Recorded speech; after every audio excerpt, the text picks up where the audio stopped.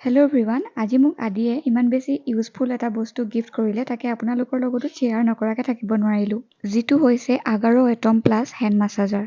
আচলতে যেতিয়াৰ পৰা মই প্ৰেগনেঞ্চি জাৰ্নিত আছোঁ, মোৰ ইমানে বেছি পেইন হ'বলৈ ধৰিছে গোটেই বডিত, আৰু সেইটো কাৰণে আচলতে আদিয়ে মোক এইটো গিফ্ট কৰিলে। আৰু ইয়াৰ একেবাৰে ওপৰতে পাৱাৰ ছুইচ লগতে স্পীড নোবটো আছে, যাৰ সহায়ত আমি স্পীডটো কম বেছি কৰিব পাৰোঁ। আৰু এইডাল হৈছে ইয়াৰ পাৱাৰ কৰ্ড, আৰু ই হৈছে ইয়াৰ মাছাজ হেড, আৰু লগতে এইখন হৈছে ইয়াৰ প্ৰটেক্টিভ মেছ কভাৰ। আগাৰো এটম প্লাছ হেণ্ড মাছাজাৰটো হৈছে একেবাৰে লাইট ৱেইট আৰু লগতে পৰ্টেবল, আৰু ইয়াত 4টা বেলেগ বেলেগ ধৰণৰ এটাচমেণ্ট দিয়া আছে। প্ৰথমটো হৈছে ফ্লেট মাছাজ হেড। প্ৰটেক্টিভ মেছ কভাৰ হেডটো আমি এটা কাৰণেই লগাব লাগে, যাতে আমাৰ বডিত থকা হেয়াৰবোৰ ফচি নাযায়।